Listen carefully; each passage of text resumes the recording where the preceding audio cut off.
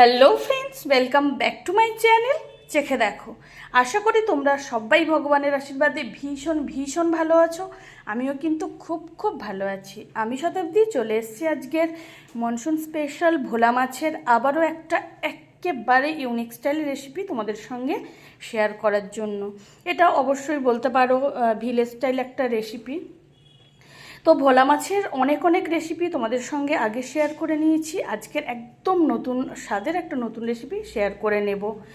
আর আজকের ভিডিওটা কিন্তু স্কিপ না করে পুরোটা দেখার অনুরোধ রইল, কারণ আজকের ভিডিওটা আমি একেবারে স্টেপ বাই স্টেপ তোমাদের সঙ্গে শেয়ার করে নেব।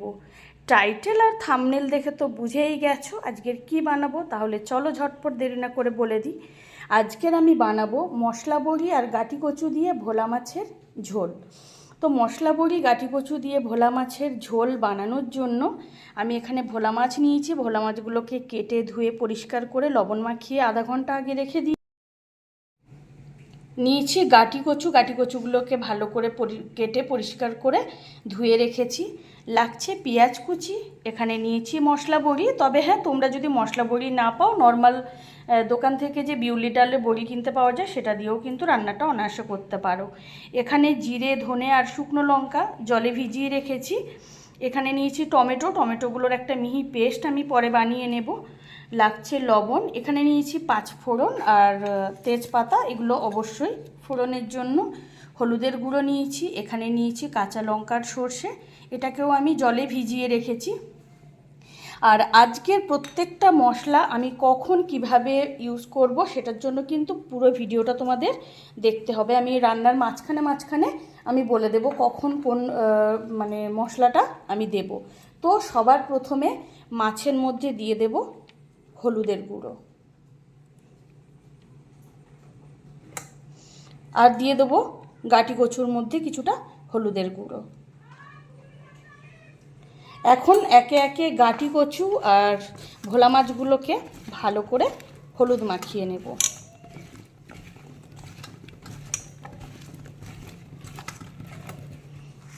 আর বন্ধুরা, আজকে যে রেসিপিটা আমি তোমাদের সঙ্গে শেয়ার করতে চলেছি, এটা বর্ষাকালের একদম আইডিয়াল একটা মানে আদর্শ একটা রেসিপি। একেবারে ইউনিক স্টাইল তো বটেই, আর খেতেও কিন্তু ততটাই অনবদ্য হয়। তো মাছের মধ্যে কিন্তু হলুদের গুঁড়ো মাখানো কমপ্লিট। এখন আর দেরি করব না, এখন প্রথমে সোজা চলে যাব রান্নাতে। তো দিয়ে দিচ্ছি বেশ কিছুটা পরিমাণ সর্ষের তেল। সর্ষের তেলের পরিমাণটা আমি একটু বেশি রাখলাম, যেহেতু মাছের পরিমাণটাও বেশি। আর তারপরে তো স্টেপ বাই স্টেপ বলবো কেন তেলের পরিমাণটা বেশি রেখেছি। এখন সবার প্রথমে তেলটাকে খুব ভালো মতো ধোঁয়া ওঠা গরম করে নেব। সর্ষের তেলটা কিন্তু খুব ভালো মতো ধোঁয়া ওঠা গরম হয়ে গেছে। এখন লবণ আর হলুদ মাখানো ভোলা মাছগুলোকে একে একে আমি তেলের মধ্যে দিয়ে দেব।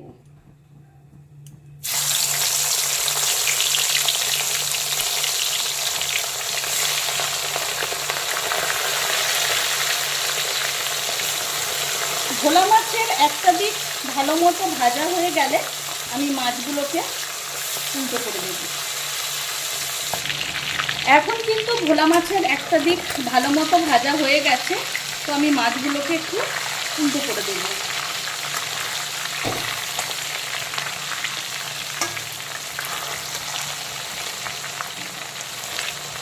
এখন মাছের উল্টো দিকটাকেও একইভাবে ভালো করে ভেজে নেব।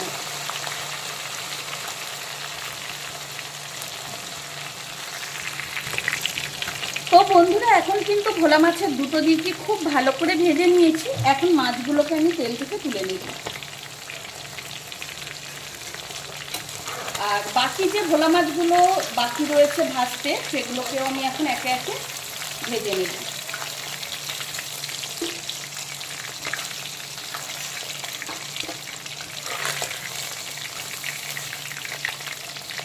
যতটা সম্ভব এইভাবে তেল ঝরিয়ে মাছগুলোকে তুলে নিতে হবে।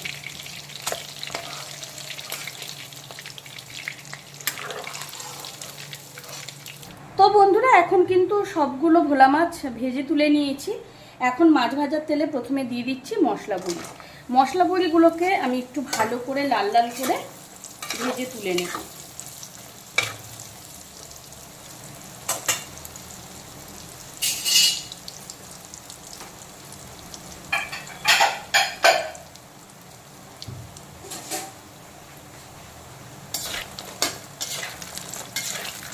তো মশলা বড়িগুলোকে কিন্তু খুব ভালো করে ভেজে নিয়েছি।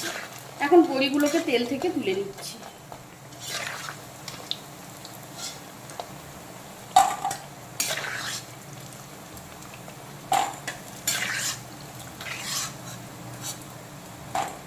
তো এখন ভোলা মাছ আর মশলা বড়ি দুটোই কিন্তু ভেজে তোলা হয়ে গেছে। এখন মাছ ভাজা আর বড়ি ভাজার তেলেই দিয়ে দেবো হলুদ মাখানো গাটি কচু। গাটি কচুগুলোকে খুব সুন্দর করে যেভাবে আমরা আলু ভাজি সেইভাবে ভেজে তুলে নেব।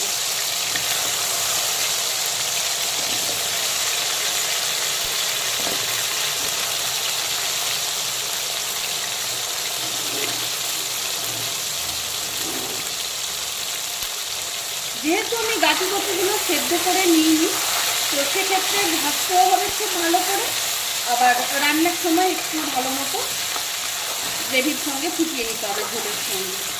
তো ওই গাটি কচুগুলোকে লাল লাল করে ভেজে নিচ্ছি। তো বন্ধুরা, গাটি কচুগুলো কিন্তু এখন খুব সুন্দর করে ডুবো তেলে ভেজে তুলে নিয়েছি, হালকা বাদামি কালার করে। যতটা সম্ভব চেষ্টা করেছি ডিপ ফ্রাই করে নিতে। তো এখন গাটি কচুগুলোকেও তেল ঝরিয়ে কড়াই থেকে তুলে নিচ্ছি।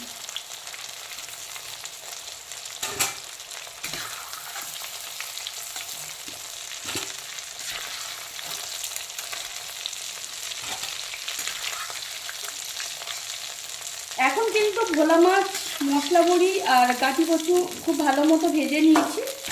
এখন ভোলা মাছ, গাটি কচু আর মশলা বড়ি ভাজার তেলেই দিয়ে দেব প্রথমে পাঁচফোড়ন আর তেজপাতা। পাঁচফোড়নটা হালকা ভাজা হয়ে গেলে প্রথমে দিয়ে দেব পেঁয়াজ কুচি।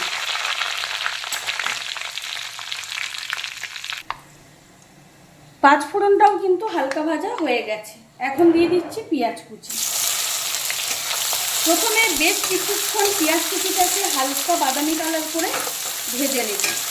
খুব বেশি কড়া করে কিন্তু ভাজবো না। আর যতক্ষণে পেঁয়াজ কুচিটা ভাজা ভাজা হচ্ছে, তার মাঝখানে আমি জিরে, ধনে, শুকনো লঙ্কা আর তার সঙ্গে অবশ্যই দিয়ে দেবো হলুদের গুঁড়ো, যাতে পেস্টটা ভীষণ মিহি হয়। তো একটা মিহি পেস্টও আমি রেডি করে নিচ্ছি এই সময়ের মধ্যে।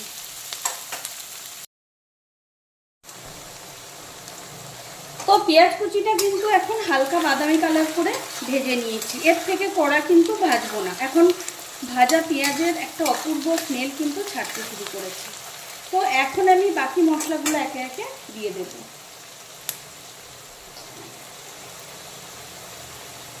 প্রথমে দিয়ে দিচ্ছি জিরে, ধনে, শুকনো লঙ্কা আর গুঁড়ো হলুদের মিহি পেস্ট।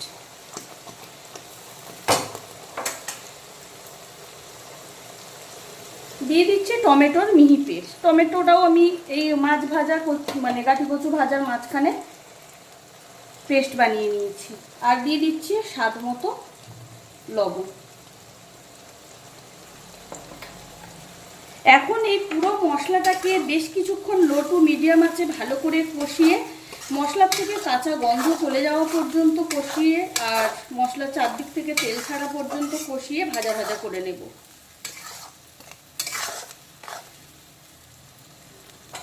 আঁচটা কিন্তু অবশ্যই লো টু মিডিয়াম আঁচে অল্টারনেট করে করে রাখতে হবে, যাতে মশলাটা ভালো মতো কষানোর আগে পুড়ে না যায়।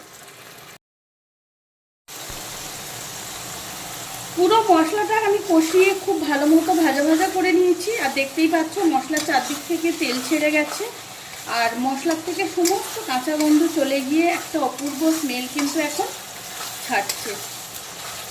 তো এখন আমি এই কষানো মশলার মধ্যে ভেজে রাখা গাটি কচুগুলোকে আবারও দিয়ে দেব। এখন গাটি কচুগুলোকে 2-3 মিনিট মশলার সঙ্গে একটু কষিয়ে নেব। প্রথমেই বলেছি যেহেতু গাটি কচুগুলোকে আমি আলাদা করে সেদ্ধ করে নিইনি, তো সে কারণে চেষ্টা করব যতটা সম্ভব কষাতে কষাতে সেদ্ধ হয়ে যায়।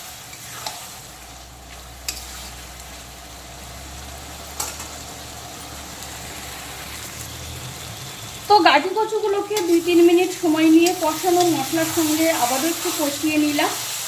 আর এখন দিয়ে দেবো কড়াইতে বেশ কিছুটা পরিমাণ গরম জল। যেহেতু ঝোল বানাচ্ছি, মশলা বড়ি আর গাটি কচু দিয়ে ভোলা মাছের ঝোল বানাচ্ছি, তাই জলের পরিমাণটা কিন্তু বন্ধুরা একটু বুঝে শুনেই দিতে হবে, কারণ গাটি কচুতে কিন্তু জল বেশ অনেকটা পরিমাণ টেনে যায়। এখন আঁচটাকে ফুল ফ্লেমে রেখে গাঁটি কচুগুলোকে ঝোলের সঙ্গে বেশ কিছুক্ষণ ফুটিয়ে নেব, যাতে গাঁটি কচুগুলো 80% সেদ্ধ হয়ে যায়।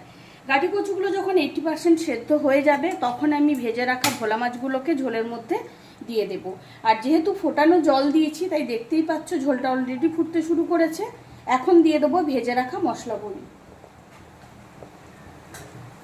কারণ মশলা বড়িগুলো কিন্তু একটু সময় লাগে একটু ভালো মতো সেদ্ধ হতে। আর আঁচটা অবশ্যই ফুল ফ্লেমে রাখবো, যাতে করে কড়াইতে সমানভাবে আঁচটা লাগে।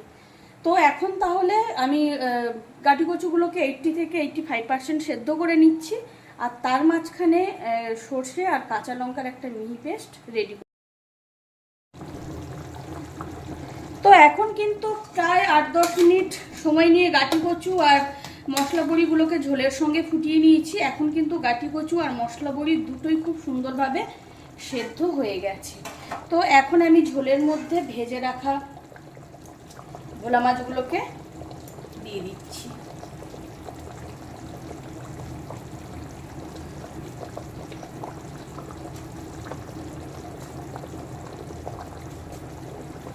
আর ওদিকে আমার সর্ষে আর কাঁচা লঙ্কার মিহি পেস্ট কিন্তু একেবারে রেডি। আর যেহেতু গাঁটি কচুটা খুব ভালো মতো সেদ্ধ হয়ে গেছে, বা বড়িটাও খুব ভালো মতো সেদ্ধ হয়ে গেছে, তো রান্নার কিন্তু বন্ধুরা খুব বেশি বাকি আর নেই। এখন আমি সর্ষে আর কাঁচা লঙ্কার মিহি পেস্টটাও দিয়ে দিচ্ছি, সামান্য জলে গুলে দিয়ে দিলাম।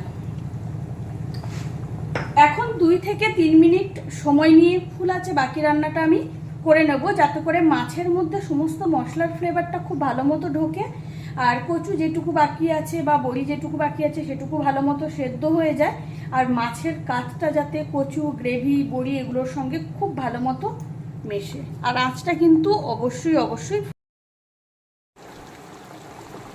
তো ভেজে রাখা ভোলা মাছ দেওয়ার পরে আর সর্ষে কাঁচা লঙ্কার পেস্টটা দেওয়ার পরে আবারও 2 থেকে 3 মিনিট সময় নিয়ে ফুল আছে বাকি রান্নাটা করে নিলাম। এর থেকে বেশি কিন্তু আর ফোটাবো না। এখন জাস্ট অনবদ্য একটা স্মেল কিন্তু বন্ধুরা ছাড়তে শুরু করেছে। তো আমার আজকের রান্নাটাও সেই সঙ্গে কমপ্লিট। মশলা বড়ি, গাঁটি কচু দিয়ে ভোলা মাছের ঝোল একেবারে রেডি। আর দেখতেই পাচ্ছ যেহেতু ঝোল বানাচ্ছি, এর থেকে কিন্তু বেশি শুকনো করব না। আর বড়ি আর গাঁটি কচুতে কিন্তু ঝোল আরও কিছুটা টেনে যাবে। তো এখন আমি দিয়ে দিচ্ছি উপর থেকে কিছুটা ধনেপাতা কুচি।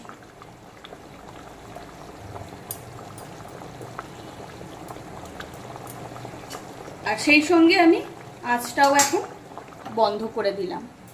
এখন একটা বড় ছড়ানো পাত্রে ঢেলে গরম গরম ধোঁয়া ওঠা ভাতের সঙ্গে সার্ভ করে দেব। আর এইভাবে গাঁটি কচু মশলা বড়ি দিয়ে ভোলা মাছের ঝোল বানালে বর্ষার দুপুর হোক কিংবা রাত জাস্ট জমে যায়। তাহলে বন্ধুরা তোমাদের সঙ্গে আজকের ভোলা মাছের একেবারে ইউনিক স্টাইল একটা রেসিপি শেয়ার করে নিলাম। বর্ষাকালে সাধারণত আমি যেভাবে ভোলা মাছটা বানাই একেবারে সেই রেসিপিটাই শেয়ার করে নিলাম। এই রান্নাটাতে কিন্তু কোনোভাবে তোমরা আলু ব্যবহার করতে পারবে না। আলু করতে পারবে, কিন্তু আলুর থেকে গাঁটি কচুর মানে টেস্টটা এই রান্নাটাতে বেশি ভালো হয়। আর তাহলে বন্ধুরা আমার আজকের রেসিপি তোমাদের কেমন লাগলো সেটা কিন্তু কমেন্ট করে জানাতে একেবারেই ভুলো না। আমার আজকের রেসিপি যদি তোমাদের ভালো লেগে থাকে তাহলে অবশ্যই অবশ্যই লাইক, কমেন্ট, শেয়ার করো। আর তোমরাও এই রেসিপিটা বাড়িতে ট্রাই করো। ভোলা মাছের তো অনেক অনেক রেসিপি তোমরা নিশ্চয়ই ট্রাই করেছো, তো এই ইউনিক স্টাইল রেসিপিটা অবশ্যই অবশ্যই ট্রাই করার অনুরোধ রইল। পাশে থাকা বেল আইকনটি অবশ্যই প্রেস করে দেবে, তাতে করে আমি যখনই কোনো নতুন রান্নার ভিডিও আপলোড করব সবার প্রথম তোমরা নোটিফিকেশান পাও। ভোলা মাছের বা গাঁটি কচুর আবারও কোনো নতুন স্বাদের নতুন রেসিপি খুব তাড়াতাড়ি তোমাদের সঙ্গে নিশ্চয়ই শেয়ার